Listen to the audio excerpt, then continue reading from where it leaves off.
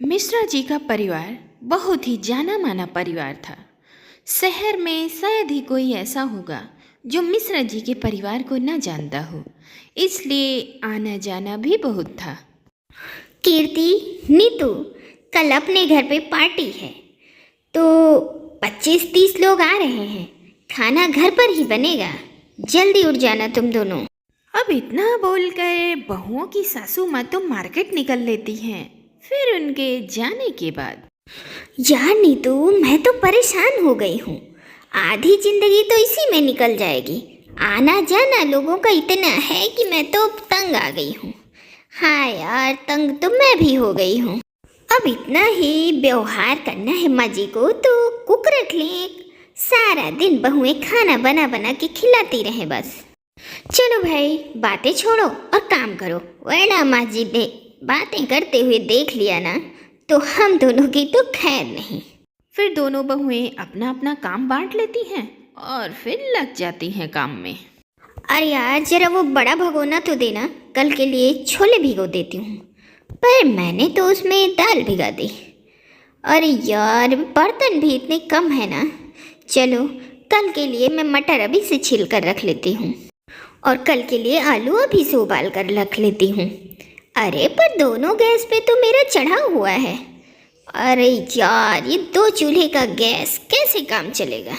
चलो कोई नहीं, तुम पहले कर लो, बाद में मैं करती हूँ। अब नीतू और कीर्ति अपना काम भी करती हैं और कल होने वाली पार्टी की तैयारी भी करती हैं। फिर अपना काम खत्म करके नीतू भी सोने चली जाती है। फिर आधी रात को एकदम से कुकर की सीटियां बजती हैं। सभी घबरा कर उठ जाते हैं। फिर सब देखते हैं कि किचन में कीर्ति काम कर रही है। अरे बहू, तुम किचन में क्या कर रही हो, वो भी आधी रात में? माँ जी, वो उस टाइम नीतू काम कर रही थी ना, तो ना तो बर्तन थे और न ही गैस खाली थी, इसलिए मुझे अभी करना पड़ रहा है। अरे सुबह कर लेना, सबकी नींद खराब हो रही है। चलो जाओ अपने कमरे में। फिर नीतू आधा काम छोड़कर अपने कमरे में सोने चली जाती है। फिर अगले दिन सुबह उठकर दोनों अपने काम में लग जाती हैं।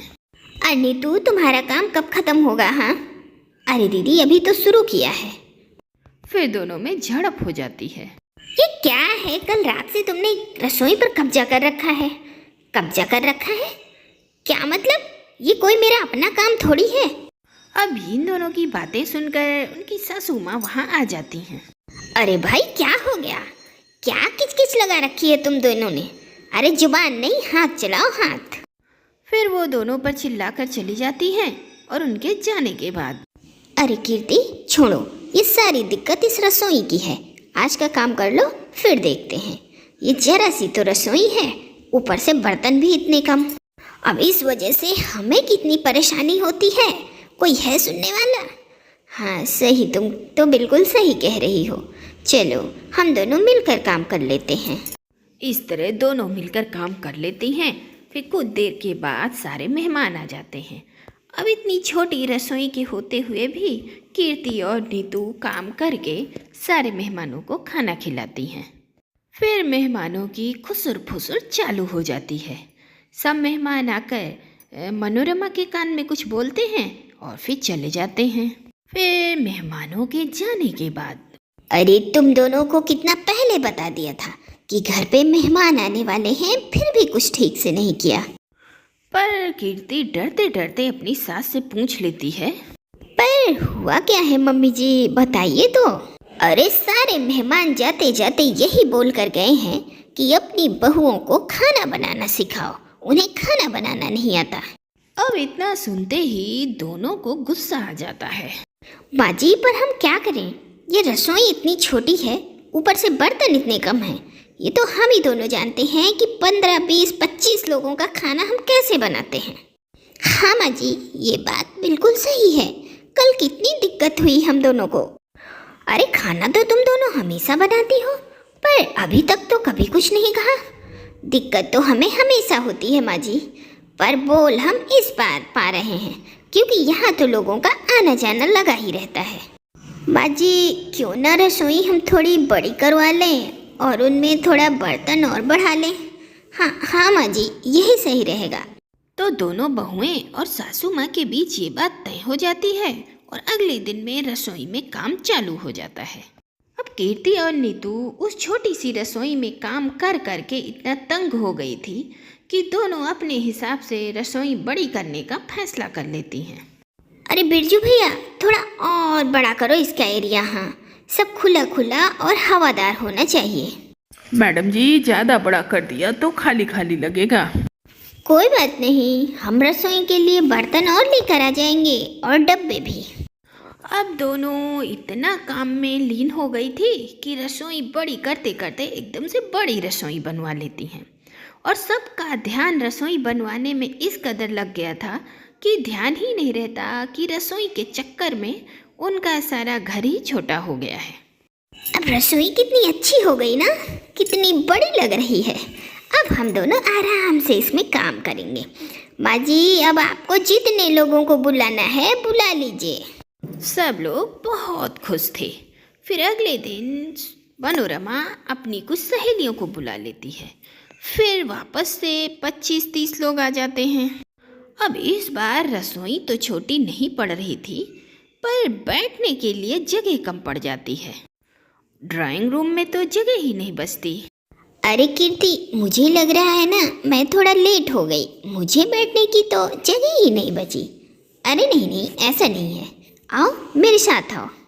फिर कीर्ति अपनी सहेली का हाथ पकड़कर रसोई में ले जाती है।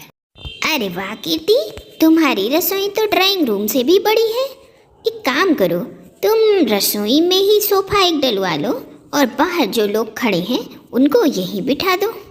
हाँ, शायद तुम बिल्कुल ठीक कह रही हो। अब कीर्ति क्या करती है कि ड्राइंग रूम वाला सोफा लाकर अपने किचन में डाल देती है और धीरे धीरे सब बैठ जाते हैं। ऐसा लग रहा है ये रसोई नहीं, यही ड्राइंग रूम है।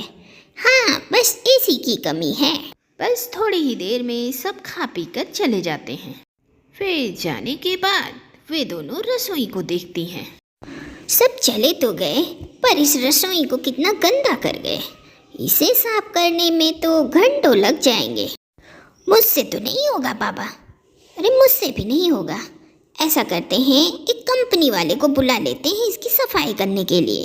फिर इस बारे में वे दोनों अपनी सास मनोरमा से बात करने जाते हैं। नहीं, कोई नहीं आएगा बाहर से। इस रसोई को तुम ही दोनों साफ करोगी। सबको रसोई में बिठाने की क्या जरूरत थी? माँ जी, वो ड्राइंग रूम में जगह ही नहीं बची थी, इसलिए सबको रसोई में ही बिठाना पड़ा। तुम ही दोनों को होड़ लगी थी ना रसोई को बड़ा करने की। अब कर ली रसोई बड़ी, अब ड्राइंग रूम तो हो गया छोटा, अब रसोई में ही सो खाओ बैठो। ऐसा कहीं अच्छा लगता है क्या?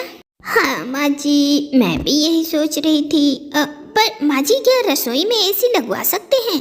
अब इन दोनों बहुओं को ये एहसास नहीं होता कि इनके इस रसोई बड़ा करने के फैसले से सास मनोरमा पहले से ही परेशान है। अब एसी की बात सुनते हुए वो ऐसे घूरती हैं कि दोनों वहाँ से रफू चक्कर हो जाती हैं। अब दोनों मिलकर रसोई को साफ करती हैं और साफ करते करते शाम हो जाती है। फिर इतनी देर में सब रात के खाने के लिए पूछने लगते हैं। अरे कीर्ति, अब मुझसे नहीं होगा शाम का खाना, अब मुझसे भी ना होगा। अब दोनों बहुएं अपने अपने पतियों से बोलकर बाहर से खाना मंगवा लेती हैं और सास मनोरमा का पारा 7वें आसमान पर था। हद हो गया है, खर्चे पे खर्चे बढ़ते जा रहे हैं। इतनी बड़ी रसोई कर ली, जब संभाली ही नहीं जा रही थी तो करवाई ही क्यों? फिर सास मनोरमा यही बड़बड़ करती रहती हैं और खाने पर चली जाती हैं। फिर अगले दिन सुबह दोनों बहुओं को पता चलता है कि कोई खाने पर फिर आ रहा है। हे भगवान, फिर कोई आ रहा है। अब कैसे होगा काम? बैठने की जगह तो है ही नहीं। अब भगवान ही जाने कहाँ बैठेंगे सब। और अगर वो भी रसोई में आकर बैठ गए तो हम काम कैसे करेंगे? अब यही बात करते करते दोनों काम में लग जाती हैं। फिर थोड़ी देर में मेहमान भी आ जाते हैं और जब खाना लगाने की बारी आती है तो ड्राइंग रूम और हॉल छोटा पड़ जाता है। अब मजबूरन सास मनोरमा को इन मेहमानों को भी किचन में ले जाना पड़ता है। अरे मनोरमा, रसोई तो बहुत बड़ी है, इसके आगे तो पूरा घर छोटा लग रहा है।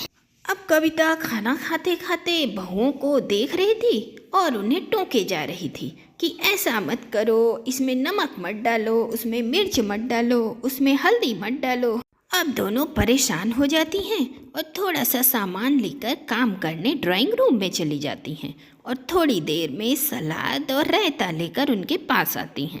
लो, इतनी देर से किचन में काम कर रही थी तो नहीं हो रहा था, अब हॉल में जाते ही काम हो गया। अच्छा है, तुम ऐसा करो, रसोई को ही ड्राइंग रूम बना लो। वैसे भी रसोई की हालत देखकर लग रहा है बहुओं से संभल नहीं पा रही है।